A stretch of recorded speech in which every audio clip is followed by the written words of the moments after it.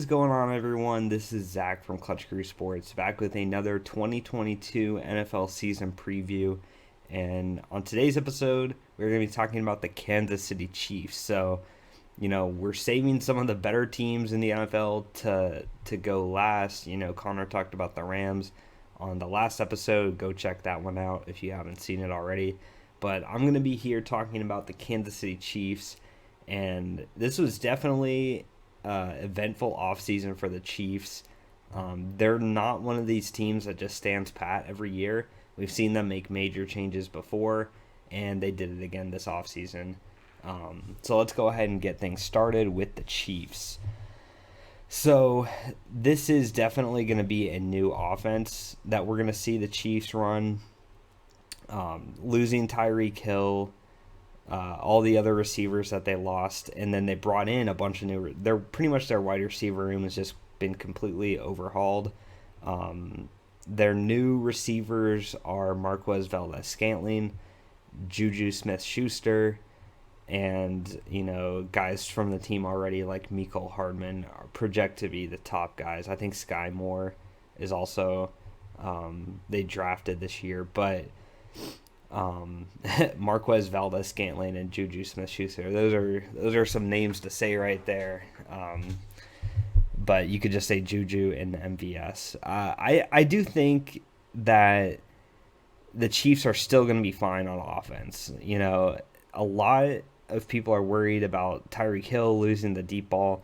This team still has Travis Kelce. They still have Patrick Mahomes. I think Patrick Mahomes is going to have maybe not his best statistical season ever, but I think he's going to have his best overall year as far as efficiency. I don't think you're going to see as many, like I said, deep, just chuck the ball down and Tyreek Hill, or these no-look sidearm type passes. I don't think you're going to see as much of that, but I do think from an efficiency standpoint, he's going to be at the best he's ever been. I mean, it's hard to say it, but he just keeps getting better and better with different things, different weaknesses he has. He's shown each year that he can adjust. So I think the Chiefs' offense is going to be fine. I think there might be a little bit of a learning curve the first few weeks of the season, getting used to these new receivers. And while they don't necessarily have a true number one guy for wide receivers, they still have Travis Kelce, who most teams, he would be the best receiver on most teams in the NFL. So, I think they're going to be fine. I do think Marquez Valdes-Scantling will be the best of the new guys they brought in. I think Juju will be pretty good. But Valdes-Scantling, I think, is going to have one of his best seasons he's ever had now that he's getting a chance to be the guy here in Kansas City, not playing behind Davante Adams. But sticking on the offensive side of the ball here, to pay or not to pay, Orlando Brown was franchise tagged. He threatened not to show up to camp. He's back at camp now. But the Chiefs have offered him a lot of money already. He hasn't taken their deal. They've put quite an investment on him. Like I said, the franchise tag, but also trading a lot of draft picks to Baltimore to get his rights. He did have a Pro Bowl season last year, but personally, I think Orlando Brown is one of the most overrated offensive linemen in the NFL. I think he's a good, solid offensive tackle, but he is by no means, I think, should be the top paid or in the top 5 or top 10 paid offensive tackles. So the Chiefs are at this point now. They're starting to, they're hitting their limit, their dollar limit that they can spend with the salary cap on this guy. And I ultimately, I do think this is his last year in Kansas City. I don't see them putting him on the franchise tag again. And I think they're going to end up trading him next season or maybe this season. I don't know. I just don't see him and the Chiefs getting a long-term deal. That I think it would have already happened by now. The Chiefs are pretty frustrated with him. I think he's frustrated with the Chiefs.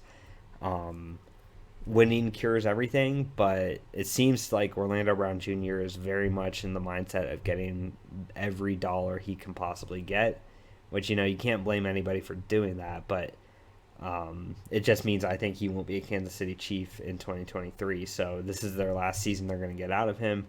They're going to have to reshuffle the offensive line, I think, again in the future, like they seem to do a lot. But, last year they made a lot of changes. They drafted well on the offensive line. Got my guy Trey Smith from Tennessee. So, you know, I think the Chiefs they're gonna go back to the draft, get offensive linemen there.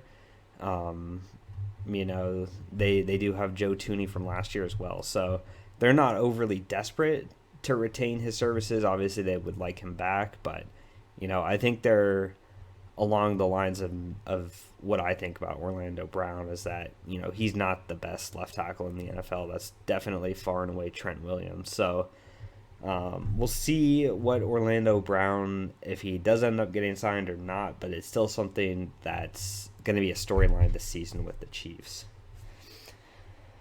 So I want to talk about stock up, stock down for some players through training camp on the Chiefs.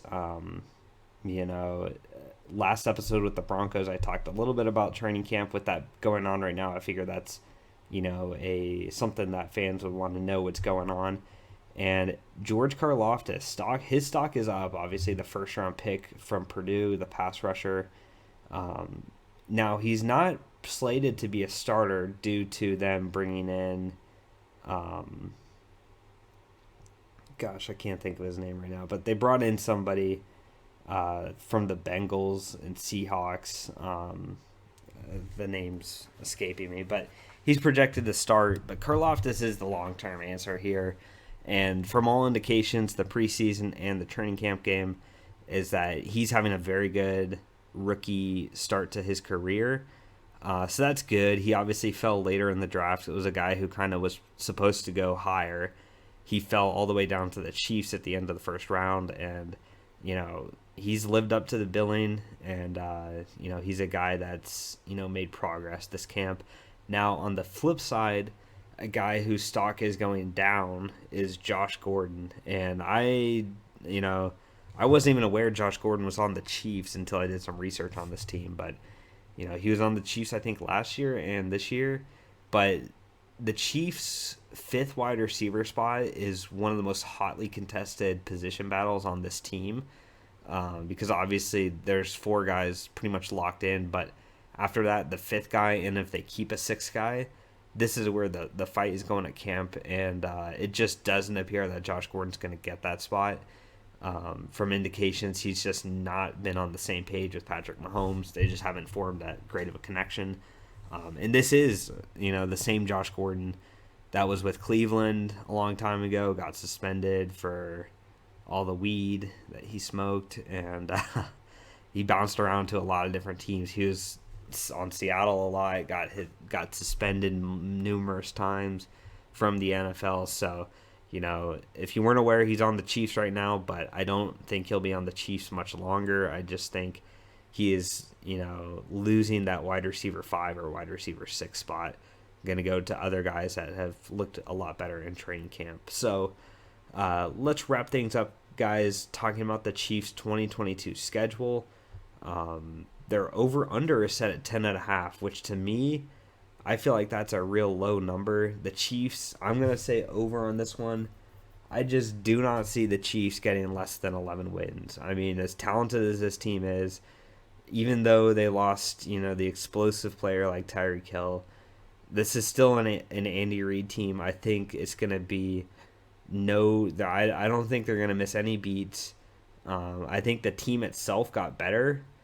All things said, and they have a tough schedule, tough division, but it's just, I think they're out for revenge this year. I think they should have probably won that game against the Bengals in the AFC Championship game. They just kind of played not to lose, and it cost them. I don't think they're going to make the same mistake this year. I think they're going to come out guns blazing, realizing that, hey, we got to do things a little bit differently than we've done the past 2 years. But this team did win the Super Bowl. They have gone on playoff runs every year. I'd be shocked, honestly, if they won less than 11 games, just considering the track record of the Chiefs. And last year, they were under last year, but their under was set at 12.5 wins, and they won 12. So very close to hitting the over on that last year, but I just don't see them winning less than 11. So I'm gonna say they go over. But we'll take a look at their schedule here. They start off week 1 at Arizona. That's going to be a tough game. Arizona early in the year is a good team to play. The Chargers always give them trouble. Justin Herbert's proven that, I think him more than anybody else as a quarterback matchup is the toughest matchup for Mahomes. But then you get the Colts, the Bucks, on the road. I think they could win one of those, probably lose one.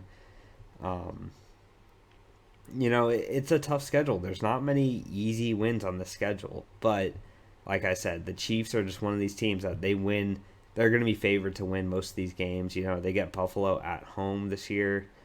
Obviously all the divisional games, the rematch against Cincinnati on the road, playing the Rams at home. Like, it's a tough schedule, but I just see this team winning 11 games when it's all said and done. So, with that being said, guys, hopefully you enjoyed this Chiefs preview video. And until the next time, guys, remember, be clutch.